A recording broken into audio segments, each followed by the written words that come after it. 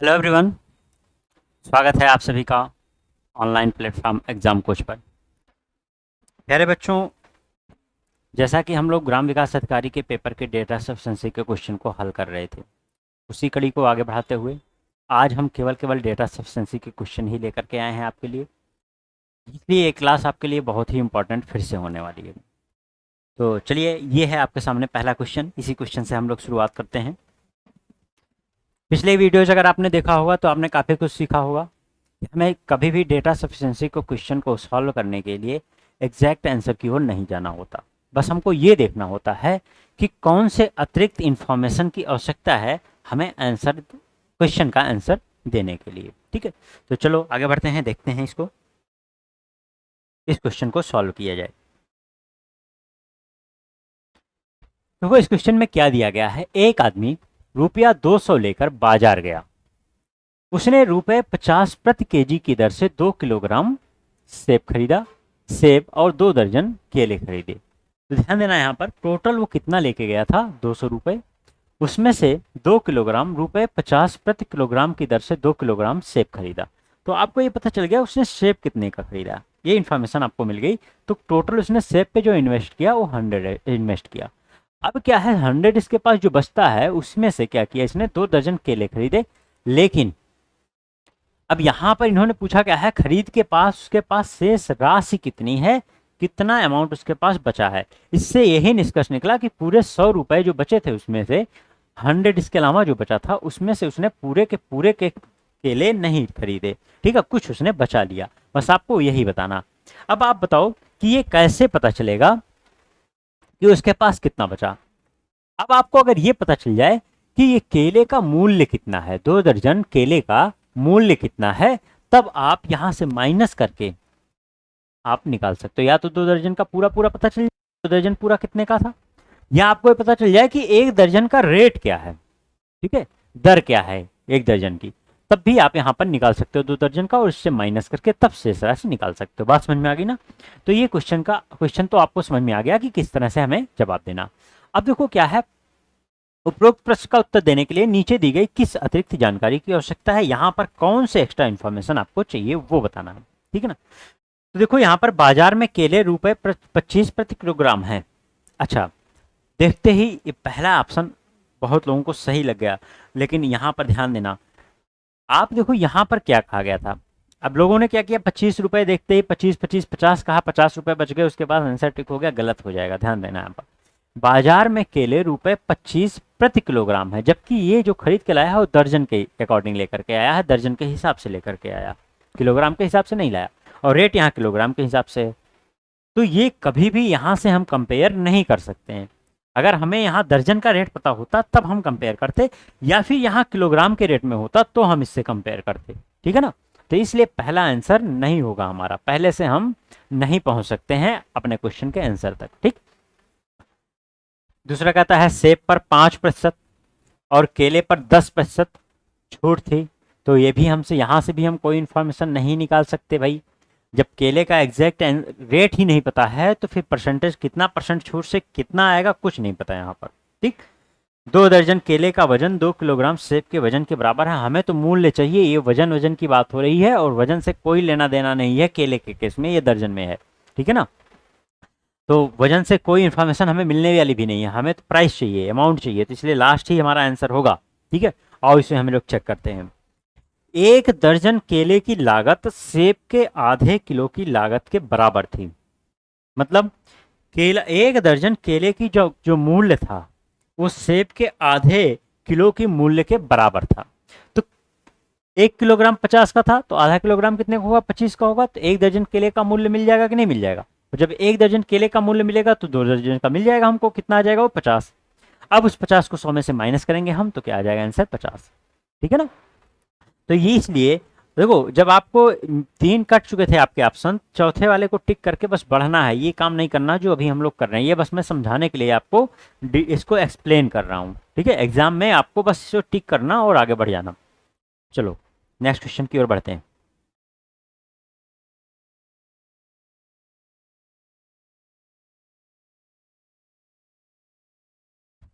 एक व्यक्ति के पास 5, 2 और 1 के मूल्य वर्ग के सिक्कों के रूप में धन है।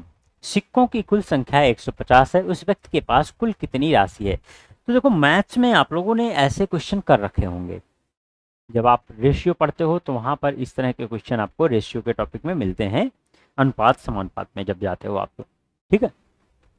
तो ये उसी पर बेस्ड क्वेश्चन है। अब देखो क्या कहा गया है यहाँ पर, 5 रुपए, 2 रुपए और 1 रुपए मूल्य वर्ग के सिक्कों के रूप में धन है और सिक्कों की कुल संख्या कितनी है 150। उस व्यक्ति के पास कुल कितनी राशि है।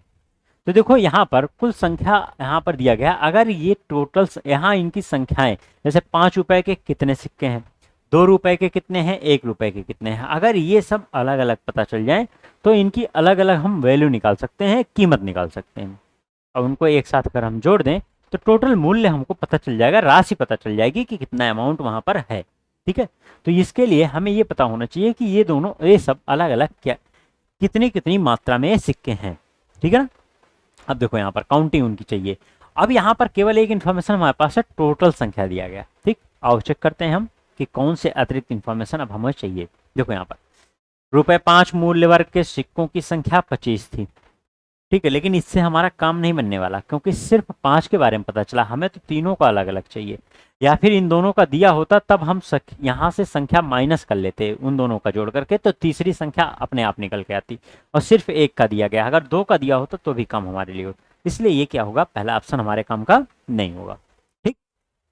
इसके बाद सेकंड की ओर जाओ तो क्या लिखा हुआ है भाई, 1, 2 और 5 के सिक्कों की संख्या 3, 2, 1 के अनुपात में थी। अब काम यहाँ पर हमारा बन गया, जरा देखो यहाँ पर 3, 2, 1 के अनुपात में है। अब आप देखो तो आपको याद आ गया होगा मैथ्स के वो क्वेश्चन कि जब सबके अलग अलग रेशियो पता होते थे, टोटल संख्या पता होती थी, तो इस संख्या को इस रेशियो में डिस्ट्रीब्यूट करके और यहाँ मल्टीप्लाई करके टोटल वैल्यू हम निकाल सकते थे, ठीक है ना। लेकिन ये अब कैलकुलेट नहीं करना है, इसलिए हमारा आंसर क्या आ गया, बी पार्ट आ चुका है। अब हमें इसका कैलकुलेशन नहीं करना है, ठीक है ना। अगर आप जाओ आगे ऑप्शन को चेक करने के लिए, समझने के लिए केवल, तो देखो क्या है, ₹1 के सिक्कों की संख्या ₹5 के सिक्कों की संख्या का 3 गुना है। तो फिर से इन दोनों के बीच केवल रेशियो मिला 1 और 5 का, तो इसलिए ये भी हमारा आंसर नहीं होगा यहाँ पर, ठीक है ना। और फिर उसके बाद यहाँ पर 2 के सिक्कों की संख्या 5 के सिक्कों की संख्या का 2 गुना है, इसलिए ये भी नहीं होगा, हमारे लिए बी पार्ट होगा जो हमारे लिए सही आंसर है। इसी से हम यहाँ पर आंसर को निकाल सकते हैं। बात समझ में आ गई ना। चलो आगे बढ़ते हैं नेक्स्ट क्वेश्चन की ओर।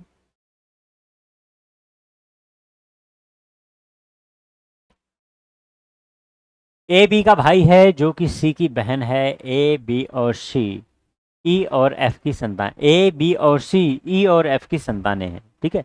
लैंग्वेज का ध्यान रखना है यहाँ पर। एफ का बी से क्या संबंध है, क्वेश्चन आपका क्या है, एफ का बी से क्या संबंध है, ठीक। एफ और बी के बीच में रिलेशन चाहिए। तो देखो क्या बोला है यहाँ पर, ए बी का भाई है जो सी की बहन है, मतलब बी क्या है, सी की बहन है, तो ये आपस में तीनों क्या हो गए, सिबलिंग हो गए, भाई बहन हो गए, ठीक है ना।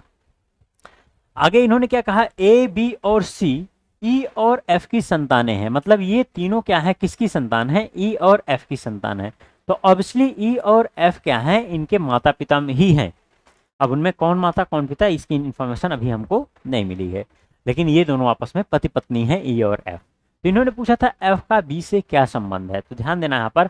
अब हमको पता तो चल गया या तो माता है या तो पिता है, लेकिन एफ माता है पिता क्या है ये हमको नहीं पता चला, कैसे पता चलेगा। तो देखो क्या होगा कि या तो भाई पता चल जाए यहाँ पर कि बी के बारे से संबंध पूछा है, ए और सी के रिस्पेक्ट में पता चल जाए ई कौन है या फिर एफ कौन है, तो भी हमारा इन्फॉर्मेशन मिल जाएगा। या फिर ये पता चल जाए कि इन दोनों में एक कौन मेल है दूसरा कौन फीमेल है, तो भी इन्फॉर्मेशन आ जाएगी, कोई एक इन्फॉर्मेशन यहाँ से आ जाएगी तो भी। या कहीं बता दिया जाए इसमें किसी के बारे में, अगर पति बता दिया जाए तो पत्नी की भी इन्फॉर्मेशन निकल जाएगी, पत्नी बता दिया जाए तो पति की इन्फॉर्मेशन निकल जाएगी। तो ये सारी चीजें हैं जिनसे हम इन्फॉर्मेशन निकाल सकते हैं, ठीक है। चलो आते हैं, मेनली हमें एफ के बारे में जानकारी चाहिए, अगर एफ की जानकारी मिल गई तो बी से क्या संबंध है हम उसको निकाल सकते हैं, ठीक है। सी एफ का पुत्र है, जानकारी सी के बारे में है, इसलिए हमारे किसी काम का नहीं है। ई ए के पिता हैं, हाँ देखो हो गया काम, ई ए के पिता हैं, अगर ई पिता है तो ऑब्वियसली एफ क्या है, माता है, और काम हो गया। अब हम रिलेशन निकाल सकते हैं, तो क्या रिलेशन है उसको देखने की जरूरत नहीं, हमारा आंसर आ चुका है, ठीक है ना। आगे अगर आप चेक करना चाहो तो ई और एफ का एक बेटा और 2 बेटियां हैं, तो इससे भी हमारा कोई इन्फॉर्मेशन यहाँ पर नहीं निकलने वाला है, ठीक है ना। ई और एफ के दो बेटे और एक बेटी है, तो यहाँ भी इंफॉर्मेशन नहीं निकलेगा एफ के बारे में या ई के बारे में, ठीक है ना। ई का और एफ का इंफॉर्मेशन सिर्फ यहाँ से आ रहा, इसलिए आंसर क्या होगा, सेकंड पार्ट। ठीक, चलो।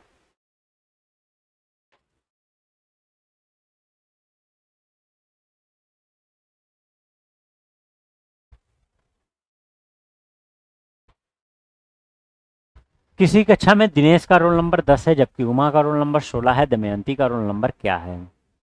ये एक तरह से ऑर्डर रैंकिंग का ही क्वेश्चन है आपका।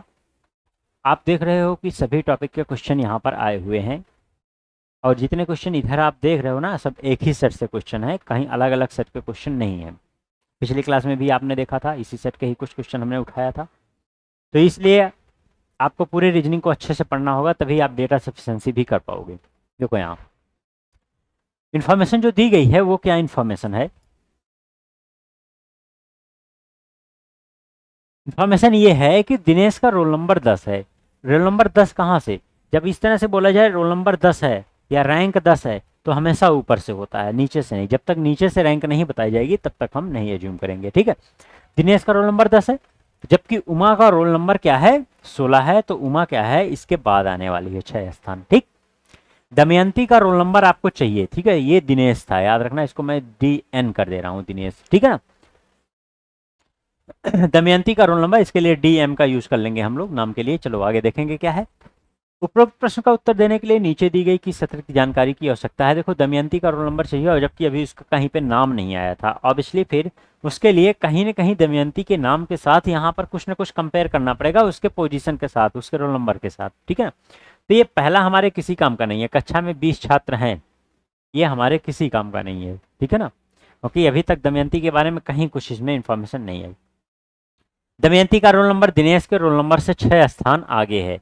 दमयंती का रोल नंबर दिनेश के रोल नंबर से 6 स्थान आगे है। अब 6 स्थान आगे में लोग कंफ्यूज हुए कि आगे मतलब इधर की इधर, आगे का मतलब उससे ठीक पहले, उससे पहले, क्योंकि यहाँ पर ऑलरेडी उमा है, तो 6 स्थान अगर दमयंती आगे है तो ऑब्वियसली ये वाला स्थान यहाँ पर 6 क्या होगा, माइनस होकर के यहाँ तक जाएगा। और दमयंती का रोल नंबर ही तो पूछा था, तो इन्फॉर्मेशन हमारी किससे निकल के आ रही, सेकंड से निकल के आ रही, ठीक है ना। आगे देखो क्या है। दमयंती का रोल नंबर उमा के बाद है, ध्यान देना यहाँ पर, दमयंती का रोल नंबर उमा के बाद है। तो अगर आप इसका यूज करोगे, हमारे पास इंफॉर्मेशन जब इतनी ही थी केवल, देखो यहाँ पर जब हमारे पास केवल इतनी सी इंफॉर्मेशन थी ये वाली, ठीक है ना, तब वहां पर अगर आप ये देखोगे दमयंती का रोल नंबर उमा के बाद है, तो ये कभी भी इसका दमयंती का रोल नंबर नहीं पता चलेगा, ठीक है ना। तो ये भी क्या होगा, गलत होगा। और फिर यहाँ पर देखो दमयंती और दिनेश के बीच रोल नंबर वाले छात्रों की संख्या दमयंती और उमा के बीच रोल नंबर वाले छात्रों की संख्या के समान है। अब मैं इसको जरा समझा देता हूँ, यहाँ पर इस क्वेश्चन को समझना जरूरी है, क्योंकि यही वो क्वेश्चन है जहां पर गलत आंसर दिया गया था आंसर की में, ठीक है। देखो यहाँ पर दमयंती दिनेश के बीच, देखो देखो इन दोनों का, तो दिनेश और उमा का स्थान तो फिक्स था, दिनेश का 10वें पर था, उमा का 16वें पर था, ठीक। अब क्या था यहाँ पर, इन्होंने कहा दमयंती और दिनेश के बीच रोल नंबर वाले छात्रों की संख्या, मतलब दमयंती और दिनेश के बीच, ठीक है, जो संख्या है दमयंती और उमा के बीच रोल नंबर वाले छात्रों की संख्या के समान है। तो देखो क्या सिचुएशन हो सकती है, एक सिचुएशन ऐसी हो सकती है कि दिनेश से पहले दमयंती हो, ध्यान देना यहाँ पर, और यहाँ पर फिर उमा, या फिर ऐसा हो सकता है दिनेश और उमा के बीच में दमयंती हो, या तीसरी सिचुएशन ये हो सकती है कि दिनेश और उमा, फिर उमा के बाद कौन है, दमयंती। ये 3 सिचुएशन ही हो सकती है, क्योंकि इन दोनों का तो फिक्स था, इसका 10 और इसका 6 ऑलरेडी बताया गया था, ठीक है ना। तो इन दोनों का स्थान तो आपस में हर जगह फिक्स था, बस दमयंती का प्लेस ही बदल रहा था। अब जो इन्फॉर्मेशन यहाँ पे इन्होंने दिया, दमयंती और दिनेश के बीच रोल नंबर वाले छात्रों की संख्या दमयंती उमा के बीच रोल नंबर वाले छात्रों की संख्या के समान है।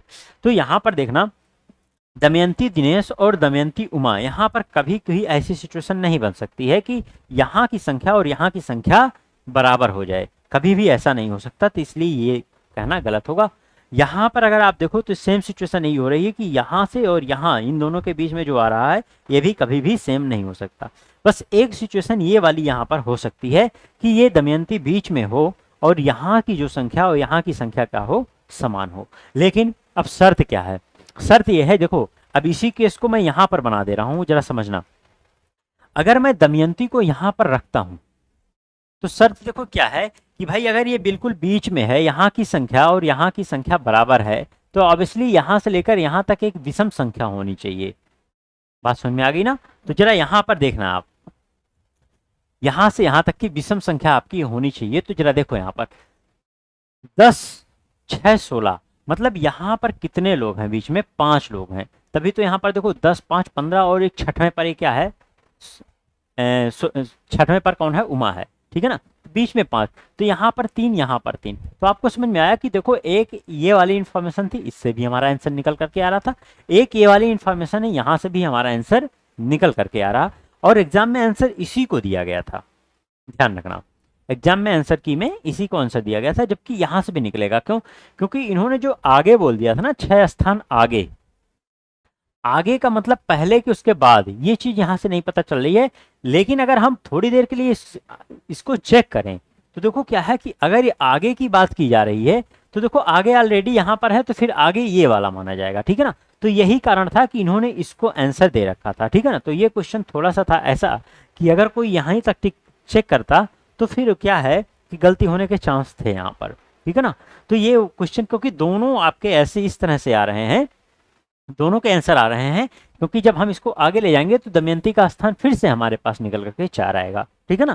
तो इस बात का ध्यान रखना, यहाँ पर दोनों तरह से आंसर आपका बन रहा था, लेकिन एग्जाम में जो दिया गया था आंसर की में, वो इसी को दिया गया था, ठीक है ना? चलो, तो देखो भाई हर एग्जाम में कुछ ना कुछ ऐसा होता है, कुछ ना कुछ इस तरह से क्वेश्चन आते हैं जहां पर, अब देखो ऐसे हमें तो, मैं तो इसको मानता हूं कि भाई ये लैंग्वेज का खेल है, यहाँ पर आगे नहीं बोलना चाहिए था। आगे नहीं, अगर आगे की जगह इसको बाद बोला गया होता, 6 स्थान बाद है, तब फिर ये वाला ऑप्शन आपका कट जाता, ठीक है ना? अब आगे का मतलब इससे आगे या फिर इधर को आगे, किधर को आगे, ये बात यहाँ पर नहीं पता चलेगी, ठीक है ना? नॉर्मली क्या होता है, आगे कहा जाए तो आगे का मतलब क्या होता है? पहले ही माना जाता है, ठीक है ना? इससे पहले, ठीक है? चलो आगे बढ़ते हैं।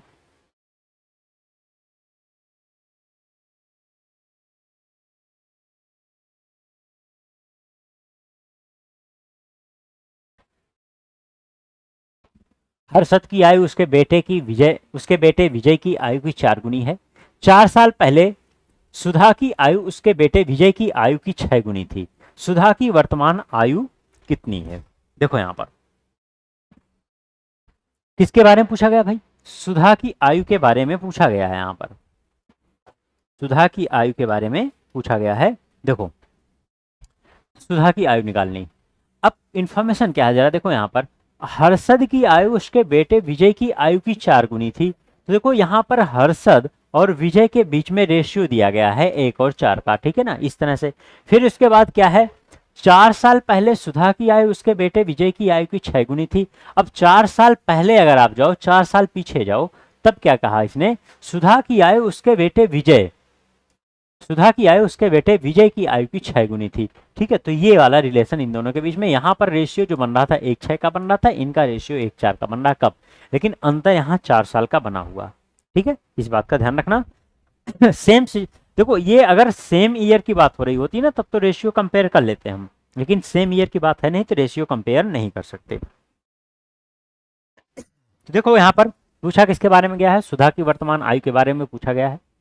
आओ चेक करते हैं इसको। 4 वर्ष बाद हर्षद और सुधा की आयु में 4 वर्ष का अंतर होगा।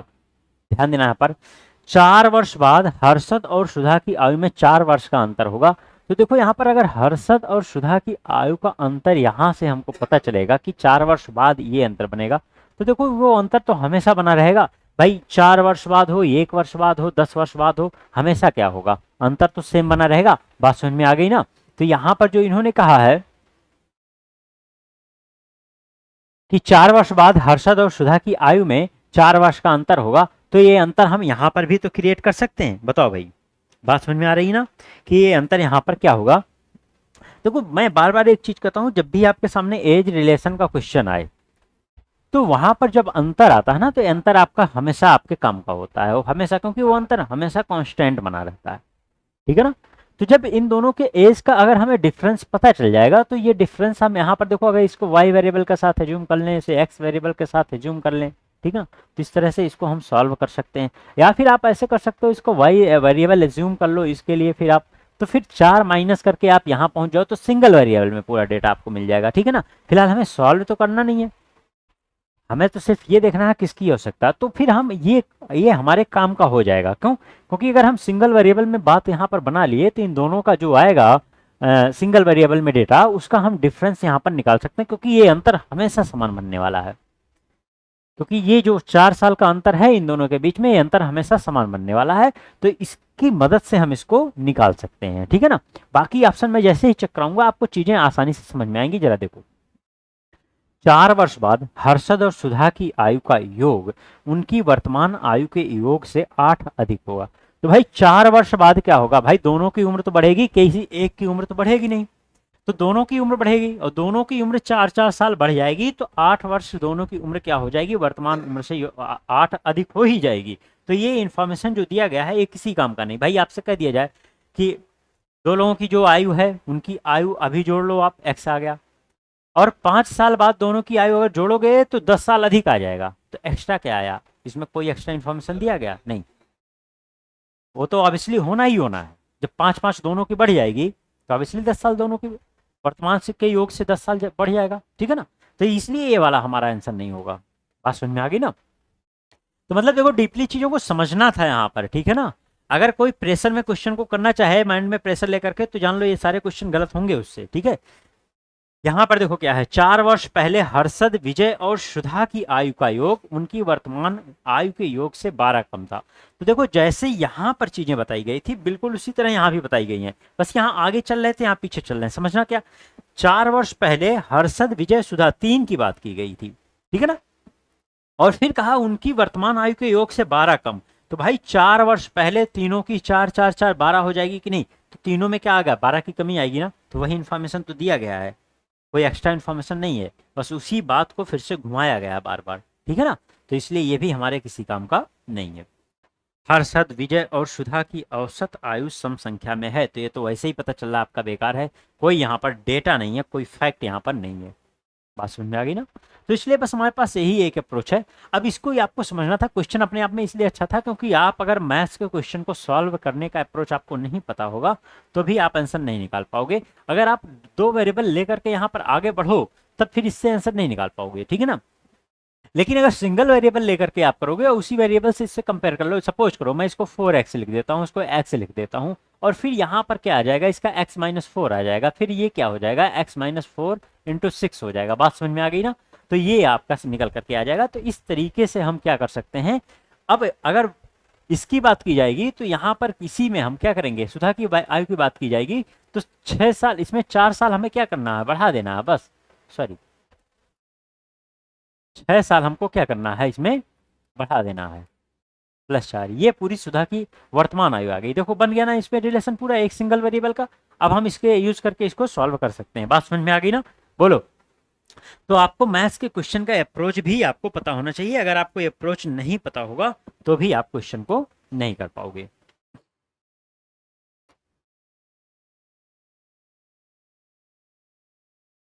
लास्ट क्वेश्चन है ये, नीचे दी गई श्रृंखला में पहचान करें कि क्वेश्चन मार्क के स्थान पर क्या आ सकता। तो ऐसे क्वेश्चन आपने कर रखे हैं, पहले भी हमने पिछली क्लास में भी करा रखा है। ये नंबर और सिंबल्स के साथ चल रहा है। तो ये क्वेश्चन मैं आपके लिए छोड़ता हूँ। ये क्वेश्चन का आंसर आपको कमेंट करना। बढ़िया सा क्वेश्चन है, अच्छा क्वेश्चन है। आपको इस क्वेश्चन का कमेंट, आपका आंसर कमेंट बॉक्स में देना होगा, ठीक है ना। तो आज की क्लास के लिए इतना ही बात करते हैं। हम मिलते हैं आपसे नेक्स्ट क्लास में। आज की क्लास देखने के लिए आप सभी का बहुत बहुत धन्यवाद। बच्चों आप लोगों से एक रिक्वेस्ट है लास्ट में कि आप लोग शेयर कीजिए इस वीडियोस को ज़्यादा से ज़्यादा लोगों के बीच में। मिलते हैं आपसे अगली क्लास में, तब तक के लिए जय हिंद।